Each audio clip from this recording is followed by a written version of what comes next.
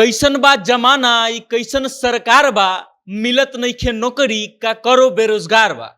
40 के उम्र भइल अगुओ न आवता, हऊ देख बीए के बकरी चरावता।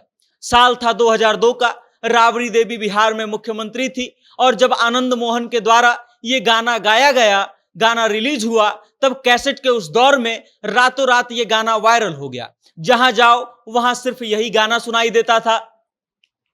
और हम ये बातें आपको क्यों बता रहे हैं? क्योंकि हम चाहते हैं कि आज के भोजपुरी के श्रोताओं को ये बता सके कि हमारी भोजपुरी कितनी साफ सुथरी, कितनी मीठी और कितनी क्रांतिकारी रही है। 2002 के उस दौर में जब बिहार को सबसे ज्यादा पिछड़ा राज्य माना जाता था, उस समय भोजपुरी का ये गीत लोगों को सामाजिक और राजनीतिक रूप से जागरूक कर रहा था। आज हम बात करेंगे भोजपुरी के गीत बीए के बकरी चरावता के बारे में। नमस्कार, मेरा नाम वेद प्रकाश है। आप जनता जंक्शन का विशेष कार्यक्रम एवरग्रीन भोजपुरी देख रहे हैं। इस गाने में कहानी के शुरू होते ही सरकार के ऊपर शिक्षित बेरोजगारी के कारण लोन लेने आए हुए एक युवक के संबोधन के नाम पर करारा तमाचा पड़ता है। उसके बाद एक एक करके सरकार के योजनाओं पर सरकार को आईना दिखाते हुए भ्रष्टाचार पर कड़ी प्रहार की गई है और बताया गया है कि कैसे एक सरकारी कार्यालय में किरानी से लेकर बड़े बड़े अफसर तक सभी भ्रष्ट हैं। इस गाने के शुरू होने से पहले ही संवाद के माध्यम से यह बताया गया है कि कैसे सरकारी योजनाओं के अंतर्गत बेरोजगार युवकों को मिलने वाला लोन का आधा पैसा जो है कार्यालय में घूस के रूप में देना पड़ जाता है और फिर आधा जो बचता है उसे खा जाना पड़ता है। उसके बाद यह संवाद जिसमें यह कहा गया है कि जा लाइफ के बारे में कुछ और सोच, अब भारत के ग्रेजुएट हुआ, ईटा से कपार ठोक से भारत सरकार पर जम के प्रहार किया जाता है। उसके बाद गाने की शुरुआत होती है, कैसन बा जमाना ई कैसन सरकार बा, मिलत नइखे नौकरी का करो बेरोजगार बा।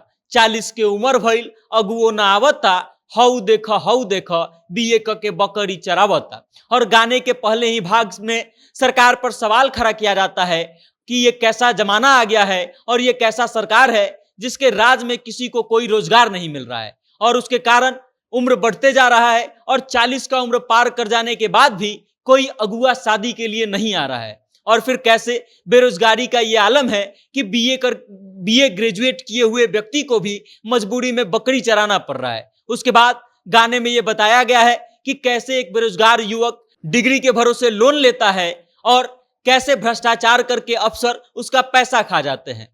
कैसे एक युवक नौकरी के चक्कर में मंत्री जी के दफ्तर का चक्कर लगा लगा कर थक जाता है।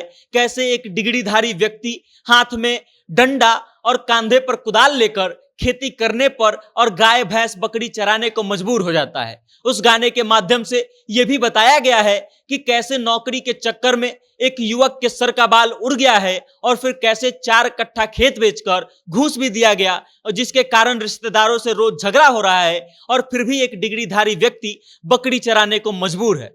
आप भी जब बचपन में नहीं पढ़ते होंगे तो घर वाले के मुंह से इस बात को जरूर सुनते होंगे कि पढ़ लो नहीं तो बकरी चराना पड़ेगा। लेकिन इस गाने के माध्यम से यह बताया गया है कि कैसे अगर सरकार अच्छी नहीं हो तो पढ़ने के बाद भी बकरी चराना पड़ेगा। इस गाने के माध्यम से सरकार पर खूब हमला बोला गया है और सरकार को जनता की समस्याओं से अवगत कराने का प्रयास किया गया है।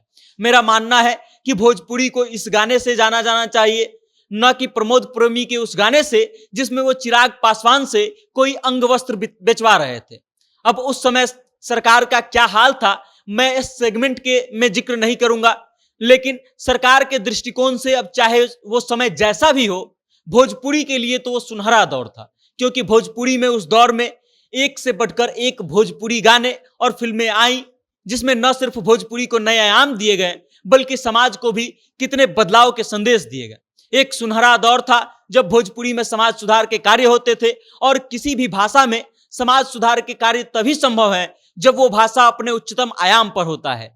एक वो दौर था जब लोग भोजपुरी के गानों को सुनकर सरकार को कोसते थे और एक आज का दौर है जब भोजपुरी गानों को सुनकर लोग भोजपुरी को और उसे बोलने और सुनने वालों को कोसते हैं। अब आपको कौन सा भोजपुरी पसंद है ये तय आपको करना है, लेकिन एक बात याद रखिएगा कि आप जो भोजपुरी सुन रहे हैं वो सिर्फ आपको ही नहीं, आपके घर को, आपके परिवेश को, आपके समाज को और सबसे अधिक आपके चरित्र को रिप्रेजेंट कर रहा है। बाकी अगर आपके पास भी कोई गीत हो जिसे हम जनता जंक्शन के इस सेगमेंट भोजपुरी एवरग्रीन में शामिल कर सके, तो कमेंट के माध्यम से उन गानों का नाम या लिंक हम तक जरूर भेजिएगा।